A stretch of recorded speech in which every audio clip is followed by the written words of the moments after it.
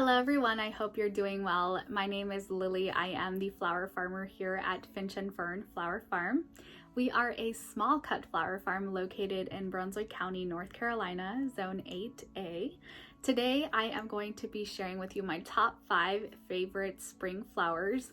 So this is my first spring as a flower farmer and this season is coming to an end, so I thought it would be the perfect time to talk about the flowers that I have grown to love this season. The first flower, and a flower that I will never ever be able to live without, is Aggro Stemma, which is also known as corn cockle. So I grew Aggro Stemma in 2 different colors. One of them was Purple Queen, a purplish pinkish color, and the other one was white, which was called Ocean Pearls. Both of them are divine. They are perfect for flower arrangements. They have an incredible vase life, and they also were super easy to grow. So I didn't need to stake them, they didn't need any netting, and we actually had a super windy year. So I was very surprised that they didn't need any help from me. And they just add this sparkle to an arrangement that really makes it stand out. They add a perfect movement to bouquets. So Aggro Stemma is a total must grow. If you are a home gardener or if you are a flower farmer and you've never grown it, you have to try it. I guarantee that you will not regret it. I'm actually trying to find a flower that is like Aggro Stemma that I can grow in the summer season. So we'll see how that goes. That's how much I love it. I'm trying to find something that is kind of like it to have for the rest of the year. The next flower is going to be Bachelor button, a true workhorse in the garden. This one produced so much for me. It actually produces every single day. I could seriously go out there and harvest Bachelor button every single morning. And this plant has been producing flowers for me for months. So I have had it for weeks and weeks and weeks.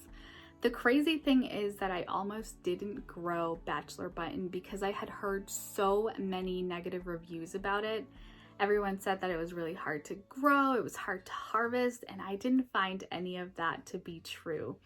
It was easy to harvest, and I believe that it's because I actually stayed on top of mine. I went out there every morning and made sure to cut every single flower that was open. Bachelor button makes an incredible dried flower, and it can actually be used for teas. So I would cut long stems and dry those if I didn't need them for bouquets so that I can have them later in the season, maybe in the fall, for dried flower arrangements. I also would put fresh flowers in my tea, or I would dry just the flower to have for tea for the rest of the year. So Bachelor button is incredible, and I'm gonna grow tons and tons of it next year.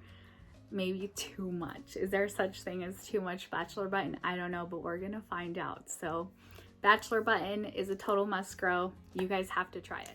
Number 3 on this list is actually a bulb.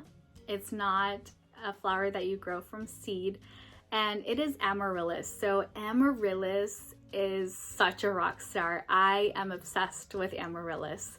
And I actually don't see many flower farmers using amaryllis in their arrangements.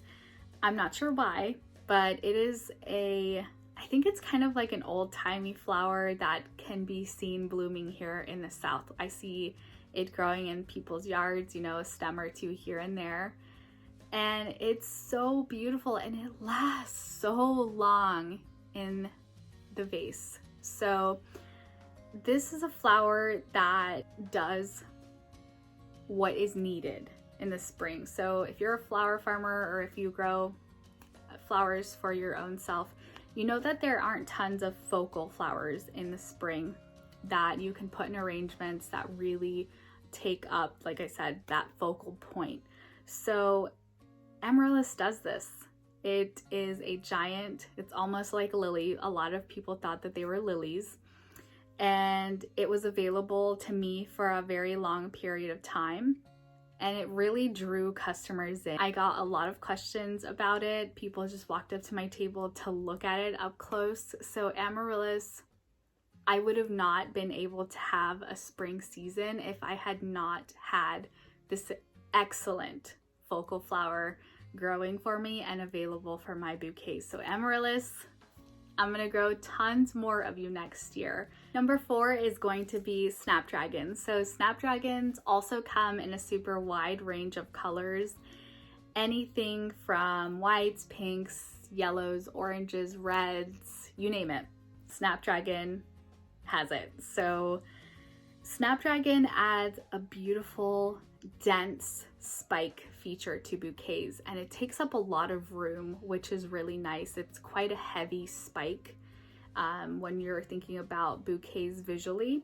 So it's awesome. It's easy to grow. I didn't have to do anything extra or spectacular to it. In fact, I didn't even cover my snapdragons, and here in zone 8A, we got down to the high teens, low 20s.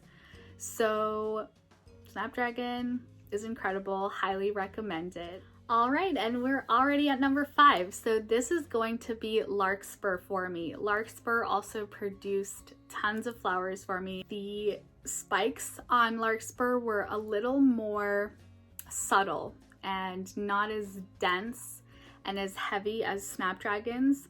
So they were a little bit more delicate, a little more airy, but they still were beautiful, just spike features coming out of bouquets. They were super useful and so long lasting in a vase. Easily they could last up to 2 weeks. So I will be growing more Larkspur. And that wraps it up for my top 5 favorite flowers. I would love to know what you guys are growing in your cut flower gardens or flower farmers. What did I miss on this list that you would put on your top 5 favorite flowers? Leave your comments down below, and I will see you in my next one. Bye!